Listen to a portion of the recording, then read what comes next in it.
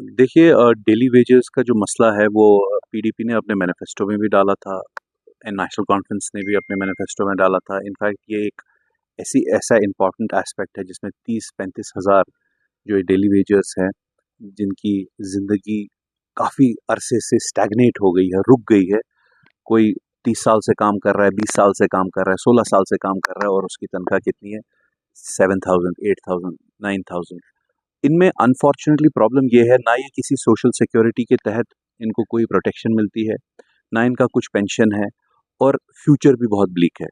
तो अगर ऐसा एक तबका है जिसने बहुत मेहनत की है एडमिनिस्ट्रेशन की पिछले इतने सालों में, ताकि एडमिनिस्ट्रेशन की ईज़ ऑफ वर्किंग हो जाए, लेकिन उनके बारे में भी हमें सोचना पड़ेगा। उमर साहब ने नेशनल कॉन्फ्रेंस ने वादा किया था, वो वादा बंद है, तो उन्हें ये वादा निभाना चाहिए। चलिए कोई बात नहीं, ये कहते हैं कि हम करेंगे या फ्यूचर में करेंगे, तो कम से कम फेज वाइज कुछ लोगों को तो स्टार्ट करे करना। आज अगर इस साल आपके पास 5 साल है, लेट्स अज्यूम आपके पास 5 साल है और आप 5 के 5 साल आप सरकार चलाएंगे, हम आपके साथ इसमें इस चीज़ का ताउन देंगे। लेकिन 5 साल में आपको कम से कम अगर 30-35 हज़ार ये लोग हैं, तो पहले साल 5 हज़ार, दूसरे साल 5 हज़ार या तीसरे साल 7 हज़ार, फेज वाइज आप इसको कीजिए। अगर आप एक साथ नहीं कर सकते, उसका भी कोई रोड मैप नहीं है, तो कम से कम रोड मैप तो बताइए। ऐसे तो नहीं होगा ना जैसे अब बीजेपी जुमले बोलती है कि 15 लाख आएंगे। शायद इन लोगों ने उन्हीं से सीखा है, ये सारी जुमलीबाजी उन्हीं से सीखी है। तो ये ठीक बात नहीं है और इसकी वजह से लोग परेशान हैं। इकोनॉमी का क्या हाल हो चुका है आप देख लीजिए। कश्मीर में बहुत सारे बिजनेसेस, जो लोग जिनके पास 10 मुलाजिम थे, आज उनके पास 2 मुलाजिम है या उन लोगों ने बिजनेस ही बंद कर दिया, वो किसी की नौकरी कर रहे हैं। तो ऐसे हालातों में डेली वेजर्स के लिए बात करना, ये तो हक है, हक की बात है। दिस इज प्योर उनका राइट है ये। बहुत बड़ा मसला है कि डेली वेजर्स की जो सैलरी है वो काफी देर से बंद है।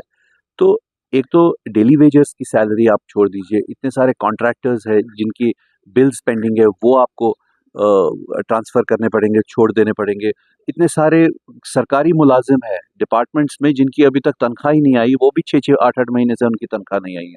उनके बारे में आप मुझे डाउट होता है कि ये लोग सरकारी मुलाजिम जो रेगुलराइज्ड है उनकी तनख्वाह नहीं छोड़ रहे हैं, तो डेली वेजर्स के लिए क्या करेंगे? इसलिए मेरी सरकार से यही गुजारिश है, नेशनल कॉन्फ्रेंस की सरकार से यही गुजारिश है कि आप कम से कम एक फेज वाइज प्लान तो बता दीजिए कि आप करना क्या चाहते हैं इनके साथ।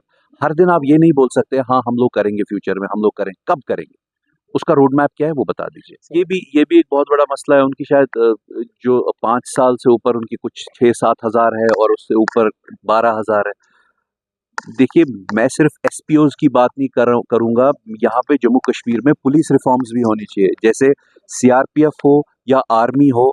उनकी जो सर्विस कंडीशंस जो है वो बिल्कुल एब्सोल्युटली सेम है जो जम्मू कश्मीर पुलिस की है, या एसपीओ भी, उसकी भी सर्विस कंडीशन बिल्कुल सेम है। लेकिन एक पर्टिकुलर एक एस्पेक्ट होता है जिसे कहते हैं रिस्क अलाउंस, जो कि आर्मी को, सीआरपीएफ को, जो बाहर से जो पैरामिलिट्री फोर्सेस आते हैं, उनको वो मिलता है 18,000, 19,000, 20,000, 22,000, उस अपने हिसाब से मिलता है। लेकिन जम्मू कश्मीर की जो पुलिस है, उनको रिस्क अलाउंस शायद 100 रुपये मिलता है पर मंथ, जबकि सर्विस कंडीशंस बिल्कुल बराबर है। तो इसी तरीके से अगर आप देखें एसपीओ, उनको ना रिस्क अलाउंस मिलता है ना कुछ मिलता है, और लेकिन उनकी जो जो सर्विस है वो बिल्कुल एक पुलिस ऑफिसर की तरह वो लोग दिन रात मेहनत करते हैं। तो इसके बारे में भी सरकार को सोचना चाहिए।